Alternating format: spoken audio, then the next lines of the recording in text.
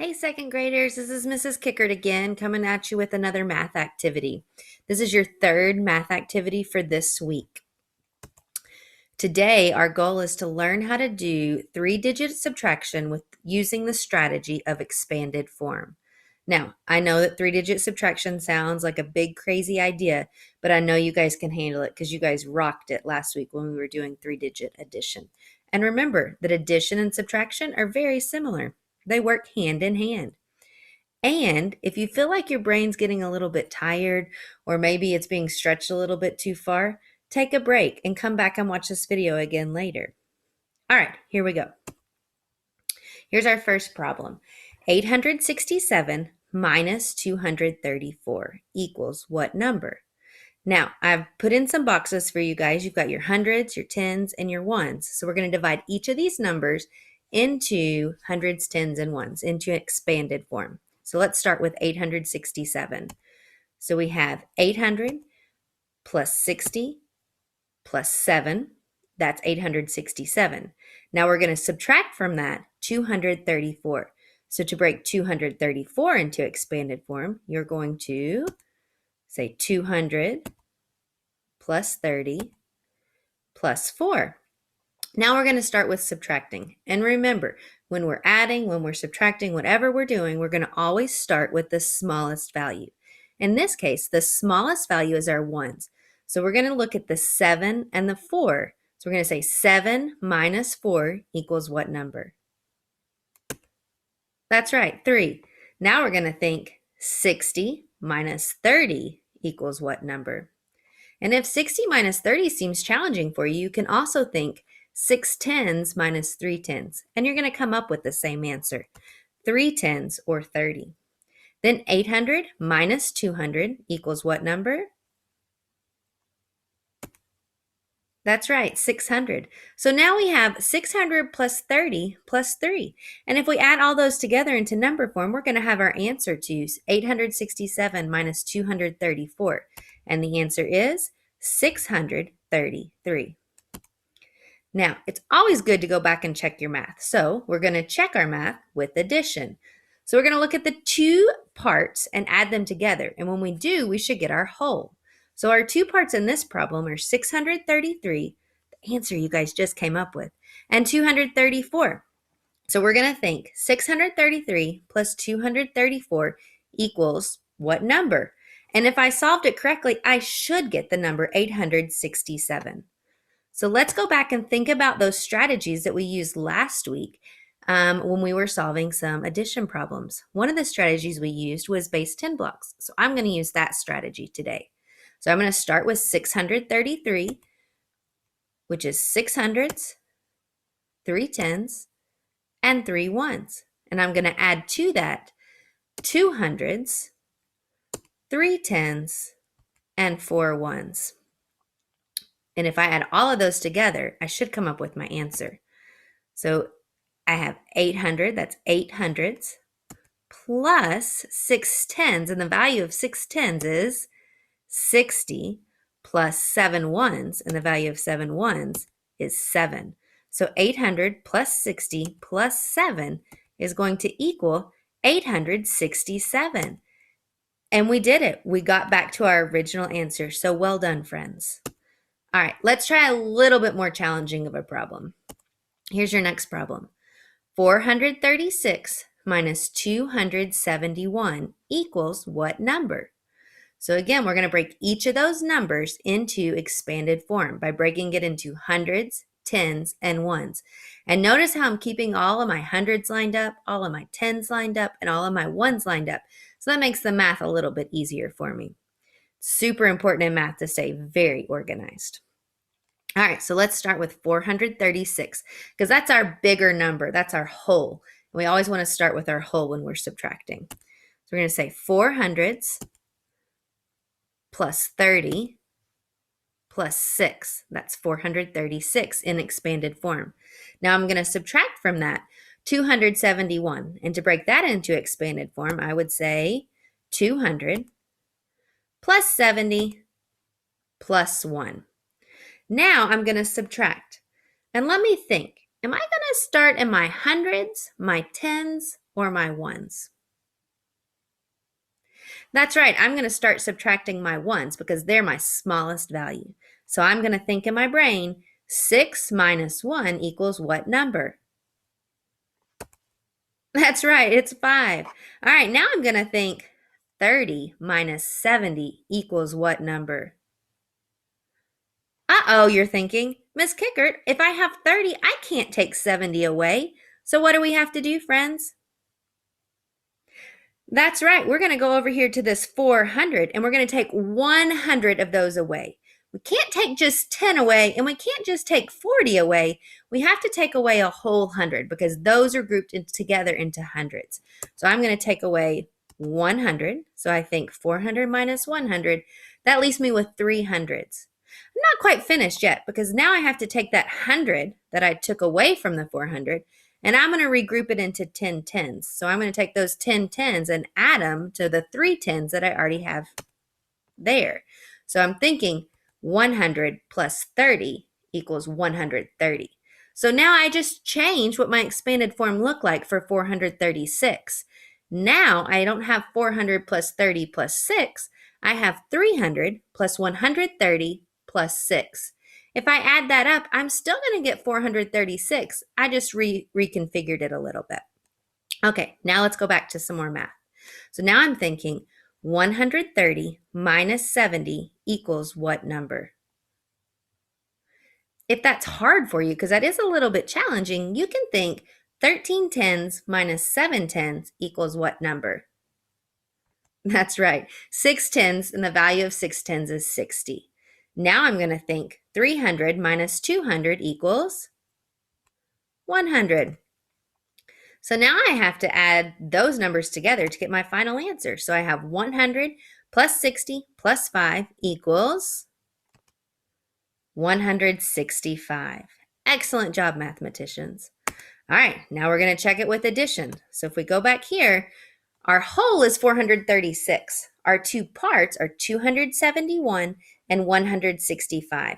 So I'm going to add those two parts together. And when I do, I should come up with 436 if we did the math correct. Let's get to it. This time I'm going to try using a number line. Again, one of those strategies that we talked about last week when we were talking about addition with regrouping. So I'm thinking 271 plus 165.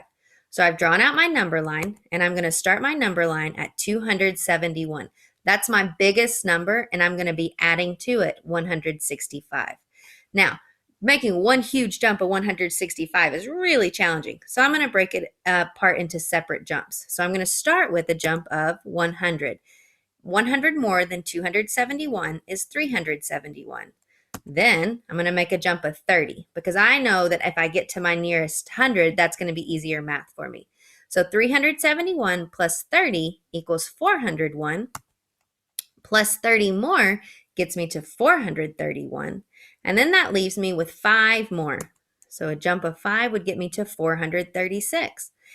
Well done, mathematicians. We did it again. All right. Final problem. 332 minus 224 equals what number? Okay, so we're going to start by breaking it into expanded form. So I'm going to give you a second. You break 332 into expanded form, into hundreds, tens, and ones.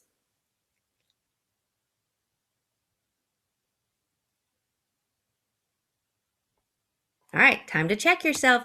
Did you say 300 plus 30 plus 2? Awesome job. Now break 224 into expanded form.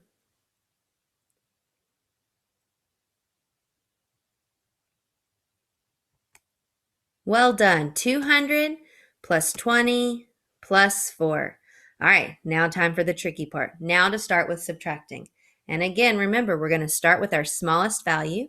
In this problem, our smallest value is our ones. So we're going to say 2 ones minus 4 ones. Oh, red flag again. I can't take 4 ones away from 2 ones. So I'm going to have to do a little bit of regrouping here. So I'm going to go over to the 30, and I'm going to take 10 away. So I'm thinking 30 minus 10, that leaves me with 20, or 2 tens left in my tens. Then I'm going to take those 10 and turn them into ones and add them to the 2 ones that I already have. So now I have 10 plus 2 equals 12. So now my new expanded form for 332 is 300 plus 20 plus 12. Now I can get back to subtracting. So I'm thinking 12 ones minus 4 ones was how many ones? That's right, 8 ones. Now I'm thinking 20 minus 20, or 2 tens minus 2 tens, and that is equal to 0 tens. Then I'm thinking 300 minus 200 equals 100. Now to get my final answer, I'm going to add those numbers up. 100 plus 8, 0 plus 8 equals 108. Now, we could go back and check our math, right? How could we do that? That's right, we could add. We could check our subtraction with addition. What 2 numbers are we going to add together in this case? That's right, 224 minus 100, 224 plus 108.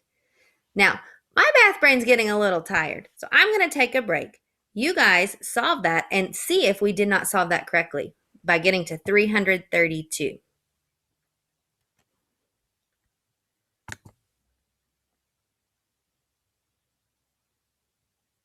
All right, stand up and join me for this little brain break, our fluency and fitness. And if you're in my math class, you guys know how to do this. If you're not quite sure, just listen along. We're going to show you some addition and subtraction problems, some basic ones. Then you're going to answer them. I'll read the problem, you answer them. And every once in a while, I sneak in a little bit of exercise for you. All right, here we go, mathematicians. 16 minus 16 equals? Good, 10. 10 plus 9? Awesome, 19. 12 plus 7? 19 again. 4 minus 0? 4, excellent job. 19 minus 3? 16, very good. All right, balance on one foot.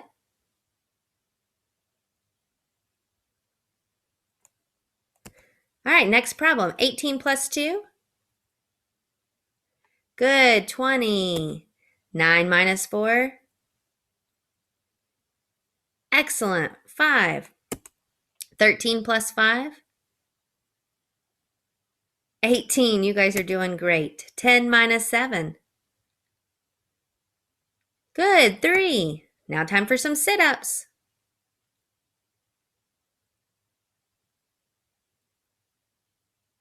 All right, back on your feet. 9 plus 3? Good, 12. 12 plus 6? 18. 8 minus 1? 7. Hop on one foot.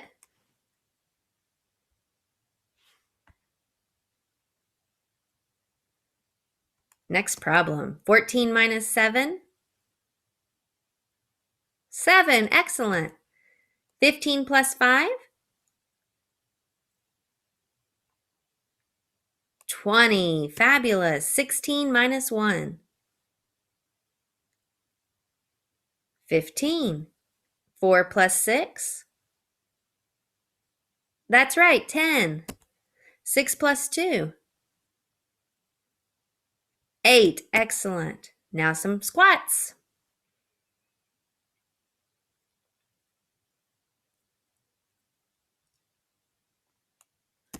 Next problem, 11 minus 9? 2. 13 minus 9?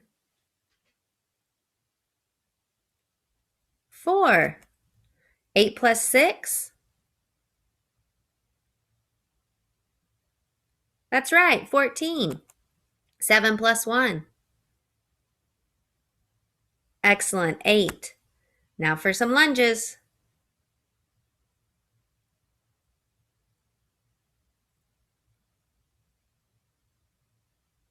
Good job. 15 minus 4? 11. 10 plus 2? 12. 17 minus 6? 11. 14 plus 3. 17. Super job, mathematicians. Thank you guys for joining me for math today. I hope that you guys had fun, and I will see you next time.